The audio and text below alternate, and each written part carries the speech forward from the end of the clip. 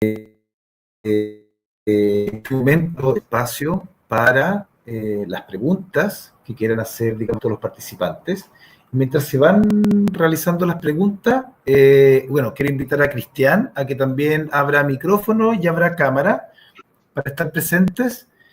Quiero comentarles una pequeña observación.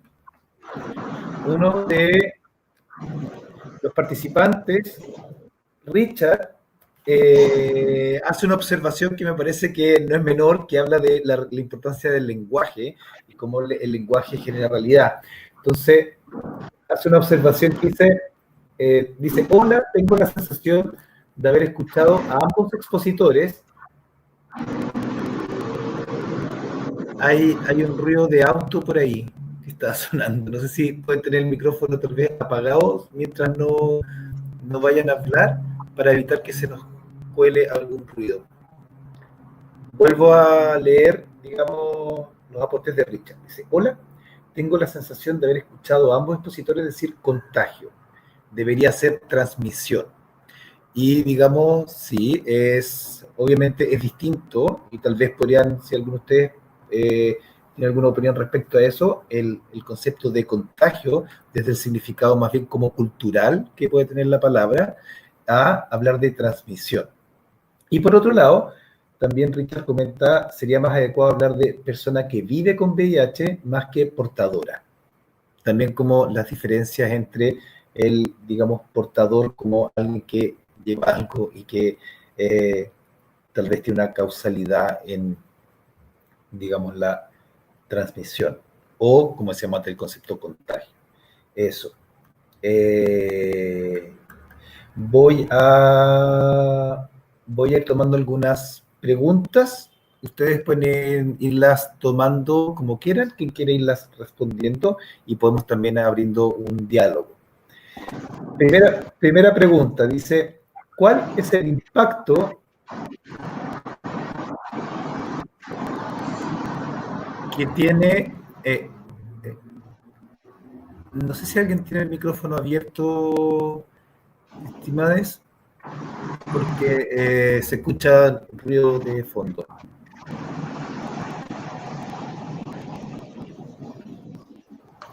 Bien, la pregunta dice, ¿cuál es el impacto que tiene el VIH en la sexualidad de las personas con VIH desde lo psicológico?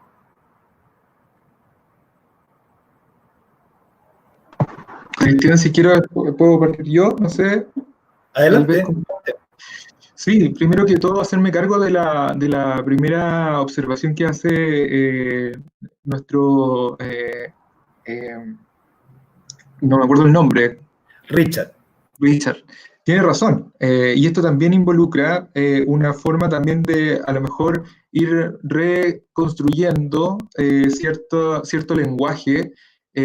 Posiblemente yo lo pude haber dicho, y en ese sentido las investigaciones que yo revisé están todavía en un lenguaje académico biomédico, y seguramente eso va a tener que ir variando en el tiempo a propósito del interés de ir investigando también y accediendo a ciertos lenguajes más apropiados. De hecho, en realidad es persona que adquirió VIH, eso me lo señalaron también en la Fundación Sabia, con la cual tengo contacto.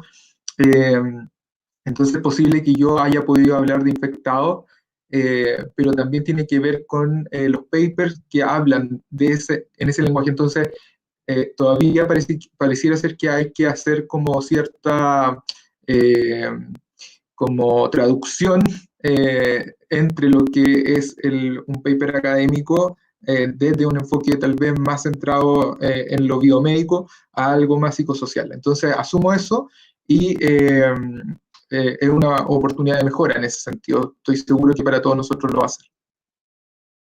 Respecto a la segunda pregunta, como yo les decía, el impacto psicológico no es igual para todas las personas y va a depender de todas maneras de, como yo les decía, las condiciones psicológicas previas, los determinantes sociales en salud.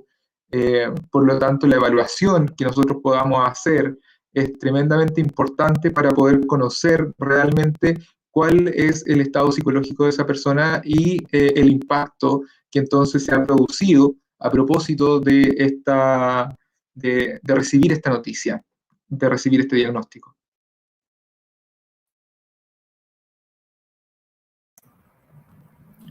Gracias, Cristian. Diego, ¿algo que quisieras aportar a la pregunta?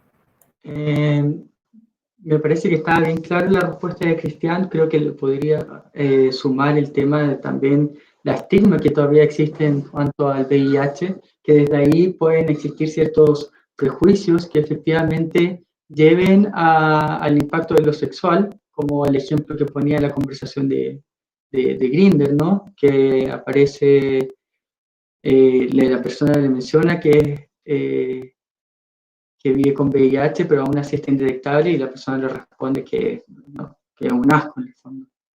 Entonces, de ahí también es como algo bien concreto donde se ve afectada la actividad sexual a partir del VIH. Gracias, Diego. Continúo con la siguiente pregunta para ir promoviendo el diálogo. Marjorie Aravena dice: hola, pensando en las pocas opciones que hay desde la salud pública para acompañar a quienes viven con VIH, ¿cuál es el rol que juegan las organizaciones en este sentido? Bueno, no sé si Diego quiere decir algo. Dale, después respondo. Hay organizaciones, hay ONG que tienen un rol bien importante en términos de cierto cuidado, de entregar psicoeducación, pero son ONG en el sentido de que no tienen un apoyo estatal propiamente tal, y que mi perspectiva, la perspectiva de las personas con las que yo he podido conversar respecto a este tema, que están involucrados en ONG, tiene que ver con que es necesario que la sociedad civil también sea capaz de poder ser una red de apoyo frente a esto y no solamente pensar que las ONG van a hacerse cargo de esto, porque finalmente todos somos parte de una red social y deberíamos ser integrados. El Estado, por su parte, ha dado lineamientos en el plan de VIH. No obstante, como yo les decía, no hay estrategias propiamente tal que se difundan o grupos de trabajo estatales que generen política en términos del cuidado de salud mental en estos pacientes. Eso, no sé si Diego quiere decir algo. Al final quedan las organizaciones de la sociedad civil asumir el trabajo que muchas veces no asume el gobierno, que es efectivamente promover mayor educación sexual en las personas y gestionar actividades en post-T. Puedo hablar desde la experiencia desde MOMS, que es un movimiento por la diversidad sexual, que efectivamente hace campañas de testeo para poder ampliar el espectro de diagnóstico y además también de repartición de condones en puntos donde hay, ya sea de cruising, para promover la salud sexual finalmente. Al final, como que cumplen, se va como subsidiando finalmente.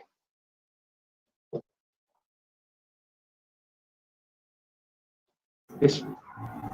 Gracias, Diego. Gracias, Cristian. A mí, antes de continuar con las preguntas, me gustaría tal vez meter un poquito la cuchara con respecto a la pregunta que hace Marjorie y aportar tal vez desde mi rol como director de una institución de psicoterapia. Y la verdad que recojo el guante con lo que preguntas, Marjorie. Y esta es una opinión muy personal con respecto a lo que tú dices. Yo, en lo personal, considero que es fundamental partir por las campañas de desestigmatización con respecto al concepto del VIH y lo que es vivir con VIH. ¿Por qué lo pongo en esos términos? Porque cuando leía tu pregunta y rápidamente explotó mi cabeza y me imaginaba cómo sonará si uno publicitara como onda ya, terapia para las personas con VIH. Y en lo personal, a mí también se me despertó como la sensación de cuánto tal vez eso también está discriminando desde el lugar de estar como individualizando y poniendo un punto como esta población.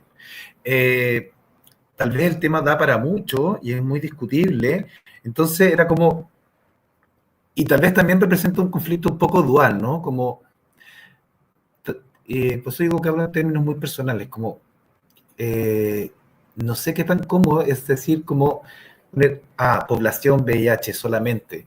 Si bien desde la conceptualización, como poder describir un fenómeno, o sea, está bien el uso del concepto, pero también pensando con otras variables, y ahí tomando algo que mostraba Cristian, que es no solamente quedarse en la portabilidad del VIH, sino que también hay una realidad social, y aquí tomando algo que dijo la Paulina antes, ¿no? Como que también hacía referencia a lo trans, como no solamente quedarse focalizado en lo trans, en un apoyo psicoterapéutico, sino que también abrirse a observar más allá de lo trans, hay una persona, hay una vivencia, hay una experiencia, les presento a Tiberio que acaba de aparecer, y digamos, claro, de qué manera cómo trabajar en pos de la desestigmatización. Para ir cerrando, simplemente quería compartir este pensamiento y una reflexión. Para ir cerrando lo que estaba aportando, yo sí comparto contigo, creo que es un tema del cual hay que hacerse cargo y creo que sí, y ahora tal vez empezando desde el otro lugar, tal vez sí hay una manera de desestigmatizar, es invitando a hablar del tema. Y también de una manera el hecho de hablarlo y de alguna manera normalizar el concepto es poder sacarle esa carga como tan desde, y aquí tomando un concepto que traía Diego, como desde lo sombrío, ¿no? Que es como el monstruo que tanto genera miedo. Entonces, recojo tu guante y, en este caso, como representante de una institución, de un centro psicoterapéutico, sí, tenemos ahí un espacio del cual tenemos que hacernos cargo. Y creo que,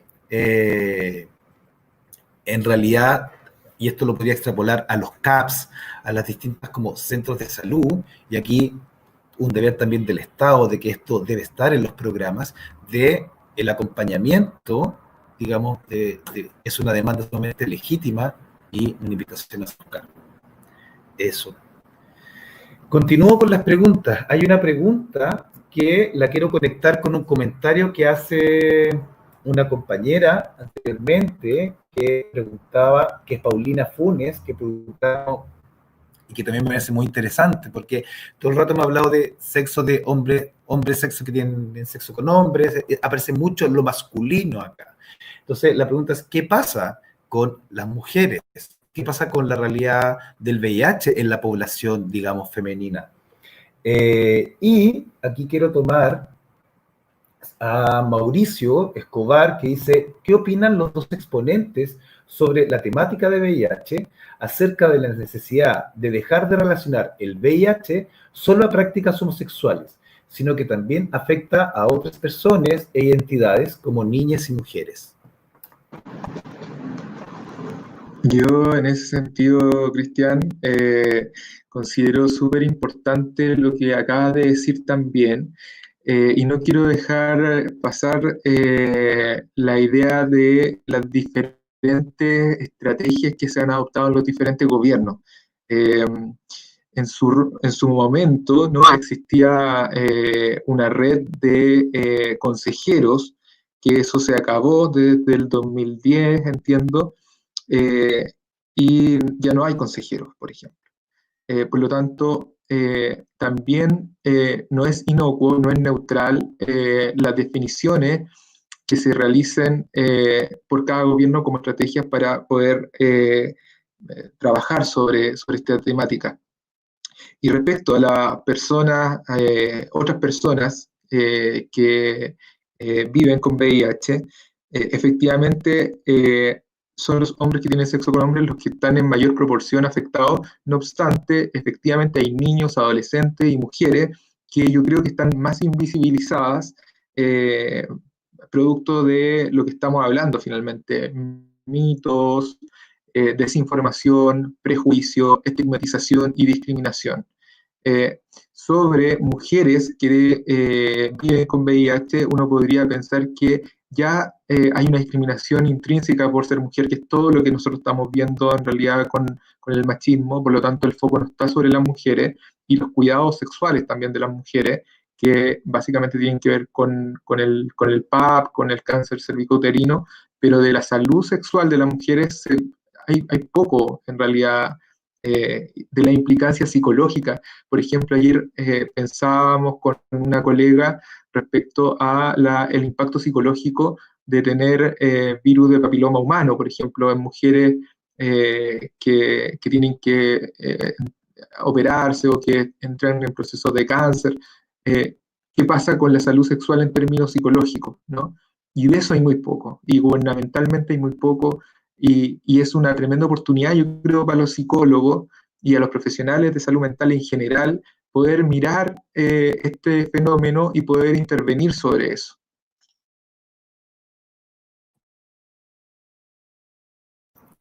Gracias, Cristian. Diego, no sé si quieres aportar algo al punto. Creo que a pequeño, ¿no? Yo creo que se suele hablar más de hombres que tienen sexo con hombres, finalmente porque la tasa está concentrada ahí finalmente, y es por eso que cuando hay recursos limitados también hay que generar hay que enfrentar la epidemia dentro de las poblaciones claves finalmente. Y de pronto ver cuáles son las principales problemáticas que tienen las mujeres. Eso no quiere decir que no van a estar viviendo con VIH, pero de pronto, como mencionaba Cristian, hay una gran parte de un tema que no se aborda dentro de la salud pública de las mujeres, que es la salud sexual no reproductiva y que afecta a mayor niveles de mujeres. Y desde ahí que también debiese estar el foco más que de pronto en enfermedades de VIH, ¿no? Pensando que estamos en un país donde los recursos son bastante limitados y la salud no es no es una prioridad finalmente.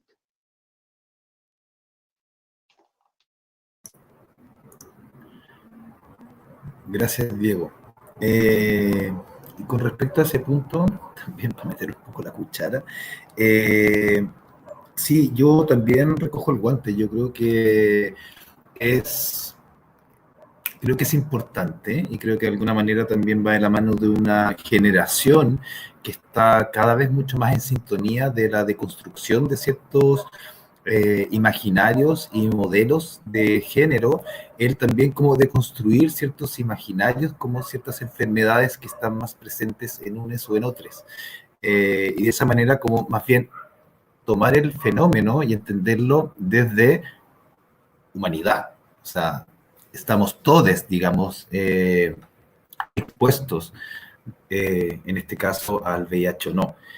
Y creo que eso es sumamente importante. Y creo que una manera de partir como generando ese clic y ese cambio es a través del discurso y a través de como yo profesional, digamos, también lo presento, lo planteo, etcétera. Mi opinión. Continúo con las preguntas, estimadas. Dice Camila Acevedo, para ti, Cristian. Dice, Cristian, ¿podrías profundizar un poco sobre el concepto de crecimiento postraumático?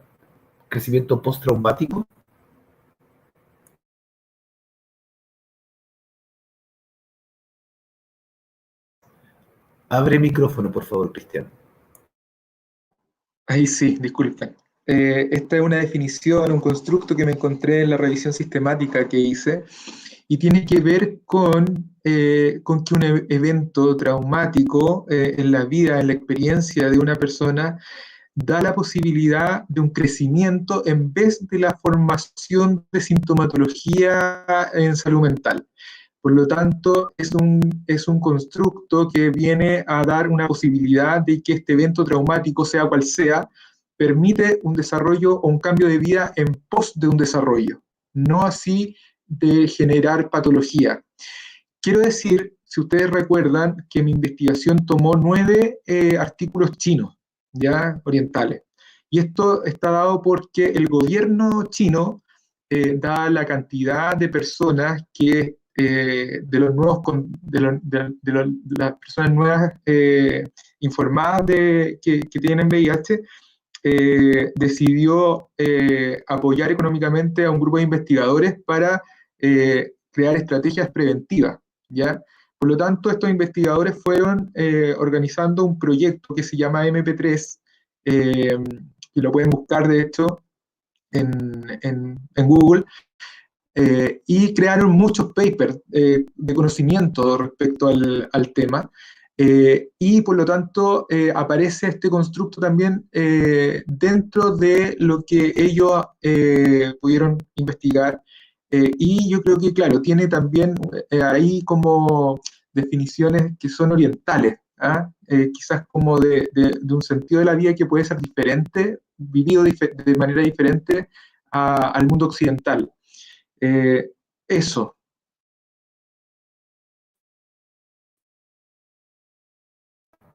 Perfecto.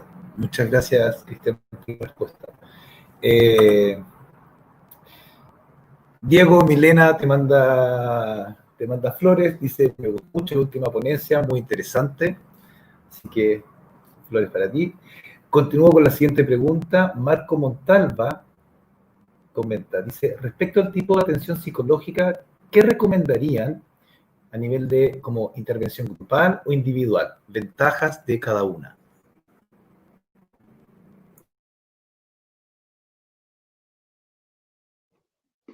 Ah, eh, yo creo que ambas tienen su fuerte, ¿no? Yo creo que dentro de lo que se trabaja en la presentación es que dentro de lo individual es poder brindarle el propio significado a vivir con VIH y desde ahí también encontrar un sentido también a la vida.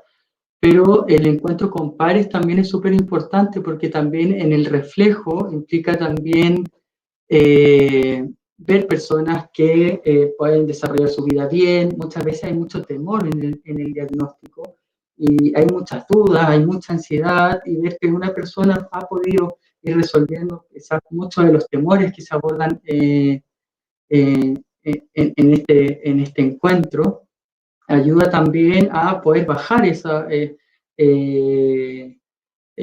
esos temores. Como mencionabas en un momento, Cristian, es también poder poner el tema sobre la mesa, ¿no? Y poder conversarlo, derribar los mitos, derribar este carácter moral que muchas veces se le otorga en la sociedad, y desde ahí también poder ir reduciendo el acompañamiento con pares, finalmente. Complementando lo que estaba diciendo Diego, existen agrupaciones, por ejemplo, en el Hospital San Borja Herrerán, donde hay grupos de apoyo, y por lo tanto pertenecer, sobre todo si se está excluido socialmente, pertenecer a un grupo y a una red de apoyo, lógicamente que eso ya fomenta la posibilidad de tramitar lo que decía Diego, ¿no? Angustias, temores, dudas, confusiones respecto al tema en un grupo donde se está viviendo algo, ¿no? Que es compartido, y que pueden haber experiencias, que puede conversarse libremente, y ojalá que también nosotros en nuestro rol terapéutico, no solamente en la consulta privada, pero que difundamos esta información, podamos hablar de esto, los que hacemos docencia, con nuestros estudiantes, porque muchos de ellos se van a encontrar también con pacientes, hombres, mujeres, niños,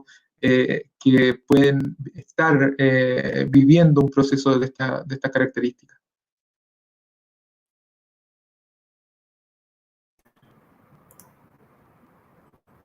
Gracias. Diego Cristian, de nuevo para meter la cuchara. Me siento un poco patudo. Pero con respecto a lo que preguntabas, Marco, desde mi opinión, yo creo que ambas opciones, digamos, son bastante aportativas. Comparto completamente lo que dice Diego y también está diciendo Cristian con respecto a la importancia de la red de apoyo.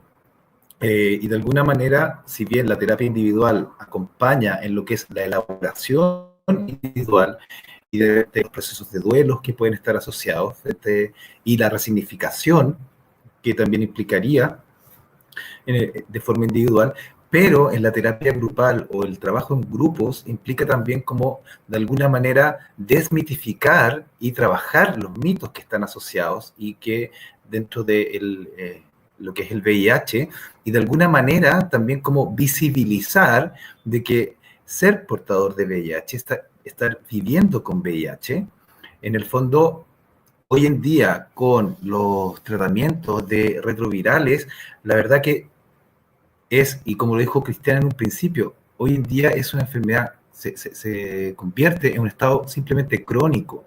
Las estadísticas también demuestran que, digamos, el VIH hoy día es mucho menos nocivo a nivel como de si uno porta alguna patología, que no me gusta la palabra, pero, por ejemplo, que tener diabetes. ¿Ya? La diabetes tiene más mortandad que el VIH.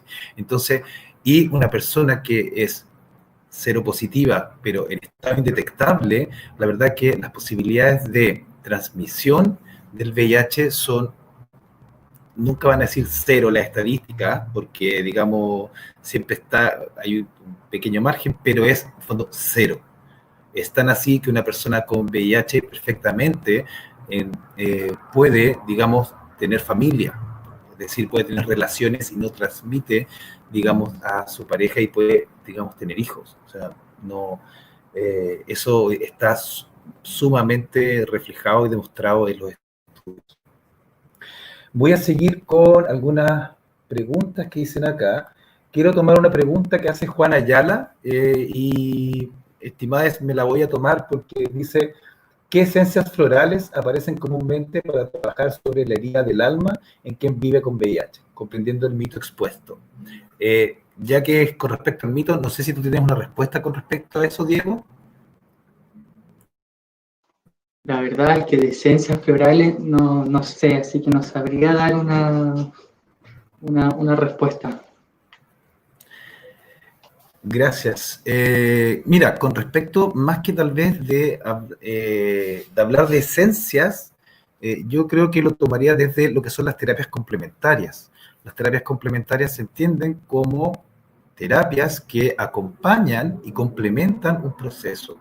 Por lo tanto, tal vez más que pensar como en una esencia o alguna terapia complementaria que pueda ser específica para VIH, yo pensaría desde ese lugar, si trabajas con terapias complementarias, en pensar en qué elementos de una terapia complementaria pueden acompañar para la sintomatología que está generando, digamos, en este caso, que está vivenciando quien está viviendo con VIH.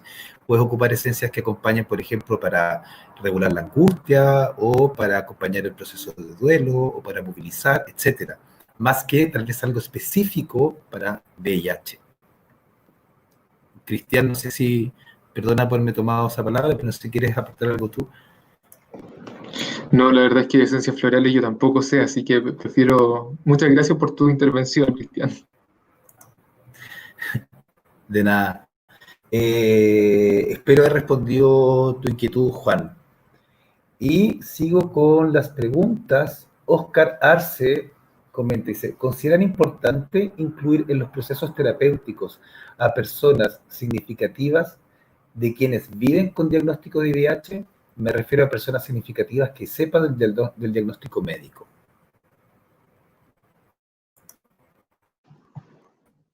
En ese caso, yo creo que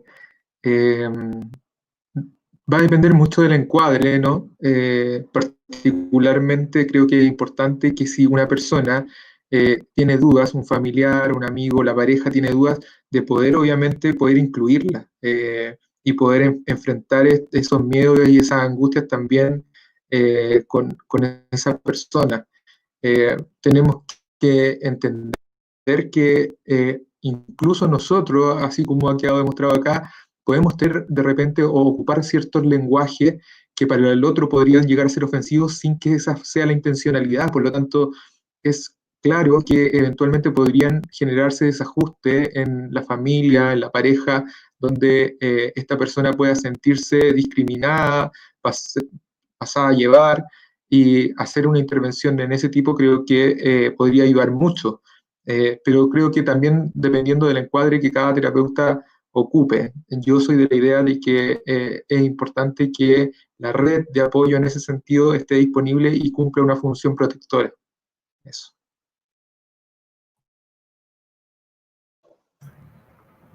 Yo me sumo también a tus palabras y yo creo que también depende de cada caso, si efectivamente la persona significativa quiere asistir, si tiene, como mencionaba Cristian, dudas o también si se pueden percibir ciertos prejuicios que podrían estar afectando en esa relación que es significativa y eso puede ser perjudicial para la persona. Yo creo que efectivamente, ¿por qué no tomar esa opción e invitarla? Pero también depende de la persona, si es que quiere invitarla también o prefiere mantener su espacio resguardado para sí. Entonces yo creo que ahí también se va viendo desde el caso a caso. Yo, a propósito de lo que dice Diego, creo que sobre todo es importante respetar las decisiones de la persona, ¿no? Y sobre esas decisiones poder uno intervenir. No que sea una obligación ni que lo viva como algo persecutorio de tener que estar como obligado, obviamente, a estar como invitando gente, no, sino que sea cada persona en particular y que pueda también tener la libertad de exponerlo en un proceso terapéutico, de consejería o de psicoeducación.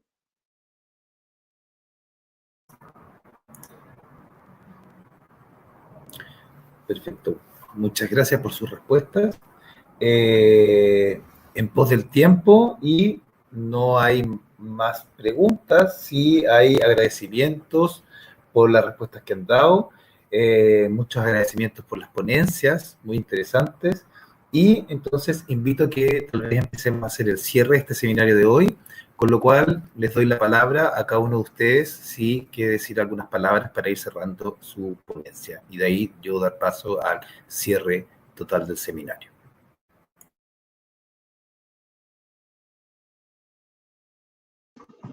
Diego, ¿quieres partir tú? Bueno, yo más que nada agradecer la oportunidad, este espacio, tu invitación, tomando el tema que se tomó al principio. Generalmente trato de ser bien cuidadoso con el tema de transmisión y contagio. Si me salió en algún momento, chuta, voy a tener más ojo para la próxima, sin duda, porque trato, pero de repente a veces uno se le va la, la mente. Pero más que nada agradecer, fue una linda experiencia y eso. Sí, yo me...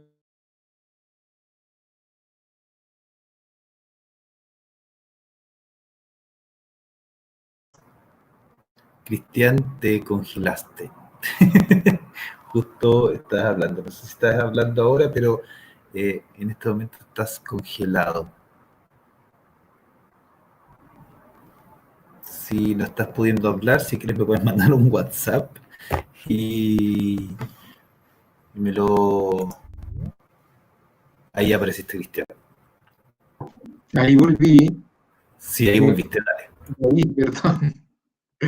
Ahí volví. No, yo les decía que me uno a lo que estaba diciendo Diego, y si nosotros hacemos como una evaluación transversal de las tres ponencias, la verdad es que hay muchos acuerdos y hay mucha similitud entre lo que presentó Diego, entre lo que presenté yo, y yo creo que la invitación es poder, ya se ha dicho, a hablar del tema, a informarse del tema, si nosotros como terapeutas tenemos pacientes que estén viviendo con VIH, de poder explorar sin miedo también lo que hay que explorar, porque muchas veces los pacientes se pueden aliviar mucho si uno hace preguntas que en realidad son necesarias de hacer y que muchas veces por temores nuestros de no perjudicar, de no dañar, a lo mejor asumimos ciertas cosas que no, son importantes no asumirlas.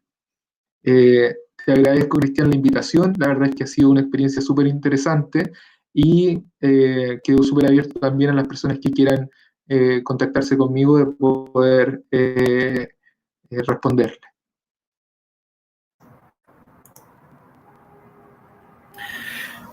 Muchas gracias, Diego. Muchas gracias, Cristian. La verdad que ha sido un lujo escucharles.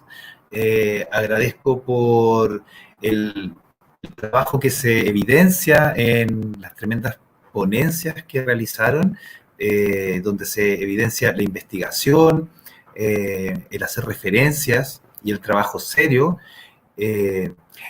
todo el trabajo, Diego, de asociarlo con el mito, invitarnos a mirarlo desde lo simbólico, desde una perspectiva junguiana analítica. Así que, pues bien, para ir cerrando, quiero agradecerles a todos su presencia. Espero que haya sido, digamos, aportativa el seminario de hoy. El objetivo de este seminario es invitar a poner el tema desde la diversidad y también desde el VIH como un tema que está presente. Quiero tomar unas palabras que pone Marco Montalva en el chat, que me parece sumamente significativa. Dice: gracias por sus respuestas. La soledad es un tremendo tema en la población seropositiva. Y sí, la verdad que la soledad de los seropositiva, tanto dentro de la misma comunidad LGTBI, es un tema. Hoy en día existe y es real la estigmatización dentro de la sociedad y dentro de la misma sociedad y comunidad LGTBI. Por lo tanto, como terapeutas, es nuestro, tal vez voy a ocupar una palabra que no sé si cae bien, pero yo lo entiendo como, en lo personal, para mí es un deber el visibilizar y el normalizar, digamos, algo que simplemente es un estado, el estar viviendo seropositivo, y que, digamos, con todo el estigma que trae, ya en sí genera un tremendo impacto. Por lo tanto, desmitificar, sacar esa imagen del cáncer, que además está muy asociado con una homofobia también social, y desde ese lugar, digamos, como yo creo que en el común, cuando uno habla con sus colegas, ya ni siquiera colegas, cuando uno habla con les amigues, con les pares, con la familia, poder también naturalizar y que sea un tema que puede ser hablado, que no hay miedo frente a aquello y que de alguna manera hace un poco más amable. Entonces, siendo esas mis palabras de cierre, una vez más les agradezco a todos. Gracias a Patricia, a Cristian, a Diego por su tiempo. Gracias a todos también por la comprensión al principio, el impasse técnico que tuvimos. Y bueno, este seminario va a quedar en nuestro canal de YouTube disponible. Así que, sin más, les deseo un muy buen resto de fin de semana. Además, que estén bien en estos momentos críticos que estamos cruzando.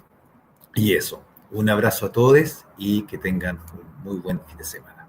Y gracias por participar. Adiós.